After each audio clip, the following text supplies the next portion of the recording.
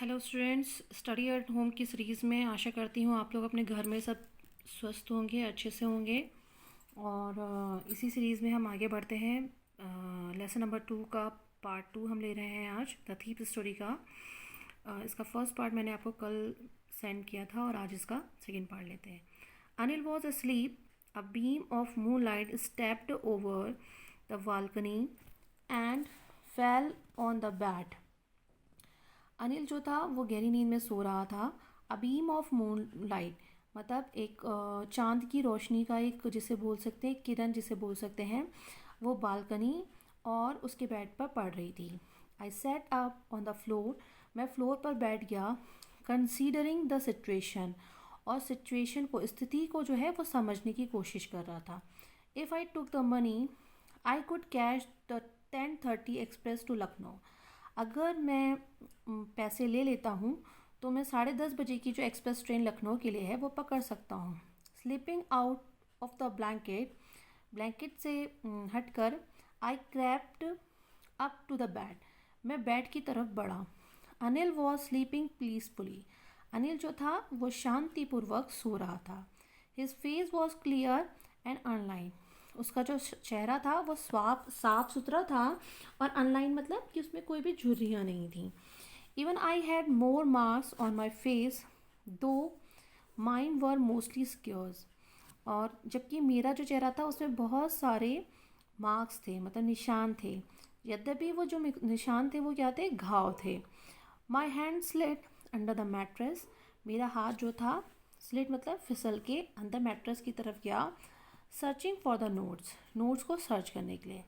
When I found them, और जैसे ही मैंने उनको मुझे वो मिले, I drew them out without a sound, मैंने उनको अपनी तरफ खींचा बिना किसी आवाज़ के।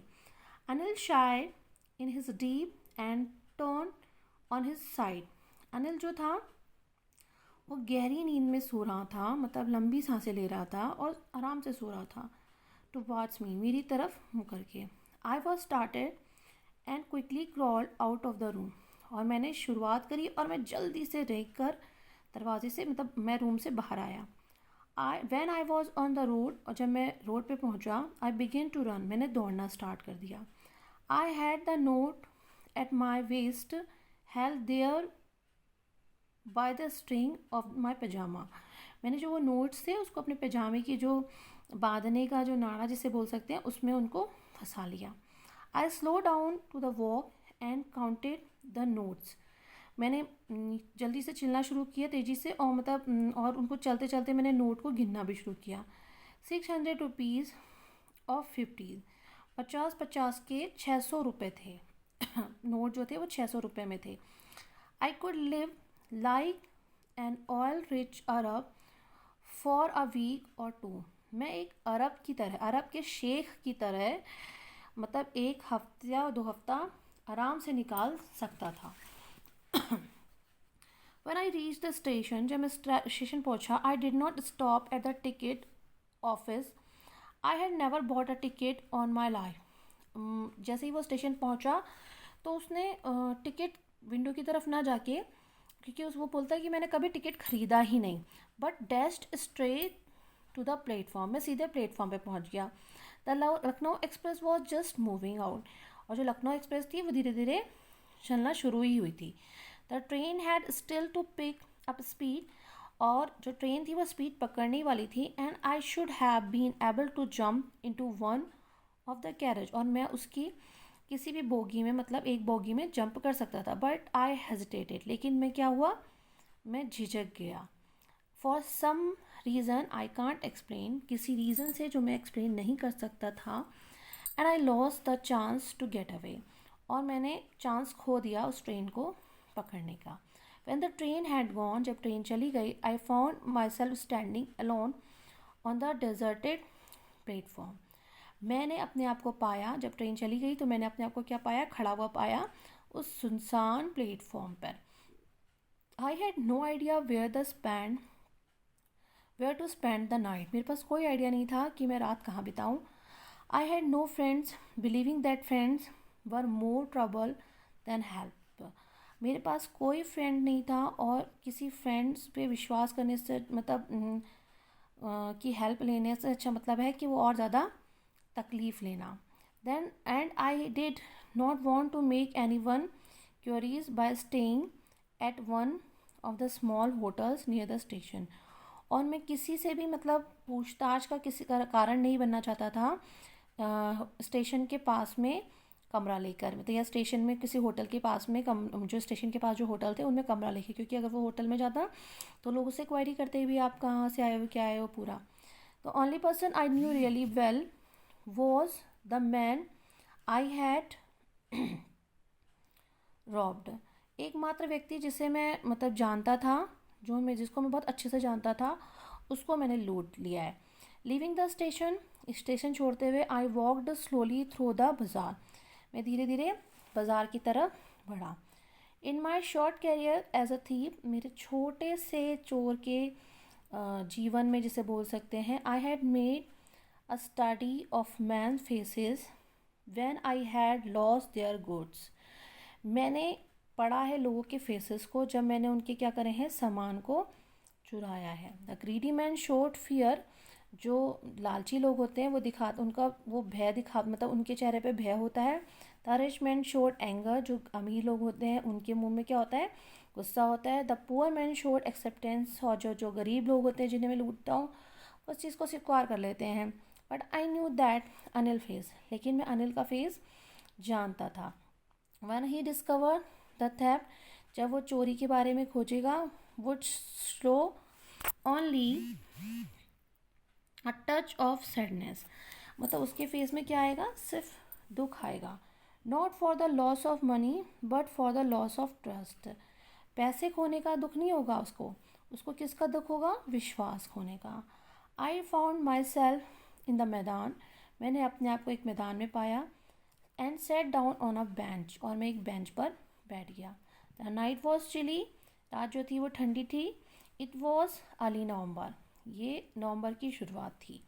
And the light drizzle added to my discomfort, और जब मतलब लाइट जो चमक रही थी वो मेरे जो कंफर्ट था उसको डिस्टर्ब कर रही थी. Soon it was rain quite heavily, और जल्दी ही क्या होने लग गई, बारिश होने लग गई. My shirt and pyjama stuck to my skin and cold wind blew the rain across my face. और मेरी जो मतलब मैं भीग गया था तो मेरे जो पैजामा और मेरी जो शर्ट थी वो मेरी बॉडी पे, मेरी स्किन पे चिपक गई थी, और ठंडी हवा बह रही थी जो, और रेन जो थी उस जिसके कारण रेन जो थी वो मेरे फेस पे आ रही थी. I went back to the bazaar and sat down in the shelter of a clock tower. मैं बाज़ार की तरफ वापस गया और मैं एक क्लॉक हाउस टावर के नीचे बैठ गया. The clock showed midnight, clock ने मुझे दिखाया कि मध्य रात्रि हो रही है. आई फेल फॉर द नोट्स, मैंने नोट्स को देखा. दे वर डैम फ्रॉम द रेन, वो क्या हो गए थे, जो नोट जो थे वो पैसे से जो थे वो मतलब वो बहुत ज़्यादा क्या हो गए थे, मतलब गीले जैसे हो गए थे, मैं वो हो गए थे.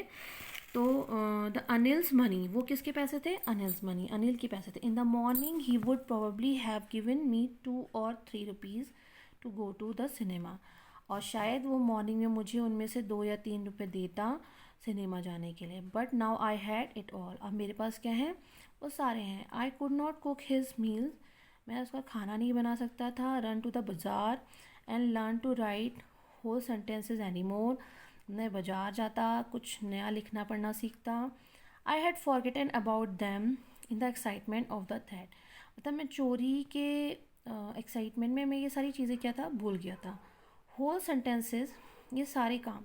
I knew I could one day bring me more than a few 100 rupees, और मतलब एक दिन क्या हो सकता था कि